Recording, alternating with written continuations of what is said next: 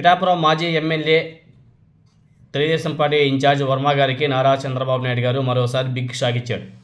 మామూలు షాక్ కూడా కాదు, ఈసారి కోలుకోలేని దెబ్బ. పోయిన ఎన్నికల సమయంలో వర్మ గారికి ఎమ్మెల్సీ టికెట్ ఇస్తామని చెప్పేసి నారా చంద్రబాబు నాయుడు గారు హామీ ఇచ్చాడు. ఎందుకంటే ఆ పిఠాపురం నియోజకవర్గంలో పవన్ కళ్యాణ్ గారు పోటీ చేస్తారు, మీరు సైలెంట్గా ఉండండి, ఆయనకి సహకరించండి, ఆయన గెలుపుకు మీరు బాగా సపోర్ట్ చేయండి, గెలిచిన తర్వాత మీకు ఇవ్వాల్సినటువంటి సముచిత స్థానం ఇస్తాము, ఎమ్మెల్సీ చేస్తాము, తర్వాత మినిస్టర్ కూడా చేస్తామని చెప్పేసి ఆనాడు నారా చంద్రబాబు నాయుడు గారు పక్కకి తీసుకెళ్ళి చెవులో మాట్లాడాడు. ఇస్తామని చెప్పేసి చంద్రబాబు నాయుడు గారు హామీ కూడా ఇచ్చాడు. ఇప్పుడు ఆ హామీని గాలి కుదిరేశాడు కంప్లీట్గా. దాంతోనే చంద్రబాబు నాయుడు గారు మాట నమ్మి ఇప్పటికే 2 సార్లు మోసపోయినట్టు వర్మ గారు మరోసారి దానికి మోసానికి గురికాక తప్పలేదు. నారా చంద్రబాబు నాయుడు గారికి అలవాటే, చెప్పిన మాట చేయడు, మాట మీద నిలబడు. ఆయనకి బై బర్తే ఉంది ఆ అలవాటు. అలాంటి వ్యక్తిని నమ్మి ఇప్పుడు వర్మ గారు కూడా మోసపోయారు. తాజాగా తెలుగుదేశం పార్టీ ప్రకటించాలంటే ఎమ్మెల్సీ టికెట్ల జాబితాలో వర్మ గారి పేరు ఎక్కడ కానీ కనిపించలేదు. మొత్తం 5 ఎమ్మెల్సీ స్థానాలు ఖాళీ అయితే 3 తెలుగుదేశం పార్టీ, 1 జనసేన, 1 బీజేపీ కూడా పంచుకునేఉన్నాయి. తెలుగుదేశం పార్టీ తీసుకుంటే 3 ఎమ్మెల్సీలు, 1 బీదా రవిచంద్ర యాదవ్, 2వది బీటీ నాయుడు, 3వది కావలి గ్రీష్మ. వీళ్ళ ముగ్గురికి నారా చంద్రబాబు నాయుడు గారు ఇచ్చేయడం కూడా జరిగింది. జనసేన పార్టీ నుంచి మన నాగబాబు గారు వెళ్ళారు.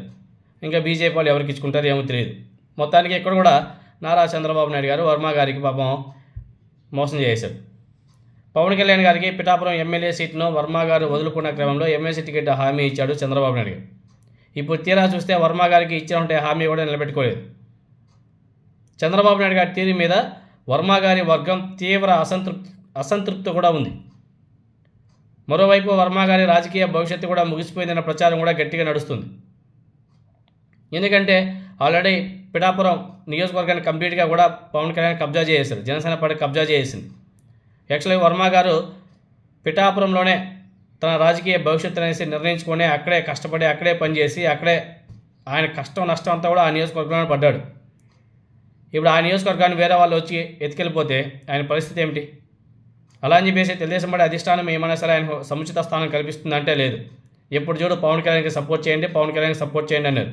ఆయన చేస్తూనే పోతున్నారు, కానీ ఆయనకి ఇవ్వాల్సినటువంటి సముచిత స్థానం మాత్రం ఇవ్వడం లేదు. తమ నేత రాజకీయ భవిష్యత్తు ప్రశ్నార్థంగా మారిపోయిందని చెప్పేసి ఇప్పుడు ఏం చేయాలో దాని మీద వాళ్ళంతా కూడా సమాలోచన కూడా చేస్తున్నారంట వర్మ గారి వర్గం. ఎందుకంటే వాళ్ళ నాయకుడికి అన్యాయం జరుగుతుంటే ఏ కేటర్ కూడా చూస్తూ ఊరుకోరు. అదేవిధంగా జంగా కృష్ణమూర్తి గారు, ఆయన కూడా ఎమ్మెల్సీ స్థానాన్ని త్యాగం చేశాడు, మరి ఆయనకు కూడా టికెట్ ఇవ్వలే. తర్వాత యనమల రామకృష్ణుడు గారు, ఆయన కూడా ఎక్స్పెక్ట్ చేశాడు, ఆయనకు కూడా ఇవ్వలే. అంటే తెలుగుదేశం పార్టీ సీనియర్లు అందరం కూడా పక్కన పెట్టేసింది. అందరికి కూడా బాగా డబ్బున్న వాళ్ళు, అదేవిధంగా ఏదో వాళ్ళ క్యాలిక్యులేషన్స్ ఉంటాయి కదా, దాని ప్రకారం వాళ్ళు టికెట్లు ఇచ్చుకుంటా వెళ్ళిపోయారు. అదేవిధంగా ఇక్కడ మెయిన్గా చెప్పాలంటే కావలి Greeshma Telugu Desam party I think స్పీకర్గా పనిచేసిన ఉంటాయి వీళ్ళ అమ్మ ఉమాభారతి గారు, ఆమె కూతురే ఈ కావలి గ్రీష్మ. బూతుల కోటాలో ఆమెకు ఎమ్మెల్సీ అభ్యర్థిగా అవకాశం ఇచ్చాడేమో నారా చంద్రబాబు నాయుడు గారు. మీకంతా గుర్తే ఉంటుంది, కావలి గ్రీష్మ 2 ఏళ్ల క్రితం తెలుగుదేశం పార్టీ మహానాడులో బూతులతో విరుచుకుపడింది. వైఎస్ఆర్ కాంగ్రెస్ పార్టీ నేతలను బస్సుల్లో నుంచి ఈడ్చి తంతాం ఇంకా ఇంకొంచెం ఎక్కువగానే మాట్లాడుతుంది అని చెప్పేసి రెచ్చిపోయింది. ఆమెను నారా చంద్రబాబు నాయుడు గారు ఎంపిక చేయడం ద్వారా నీతులు చెప్పడమే కానీ తాను పాటించాలని చెప్పేసి నారా చంద్రబాబు నాయుడు గారు మరోసారి నిరూపించుకున్నట్టుగా కూడా అర్థమవుతుంది. తెలుసు కదా, తొడగొట్టి గట్టిగా మాట్లాడింది.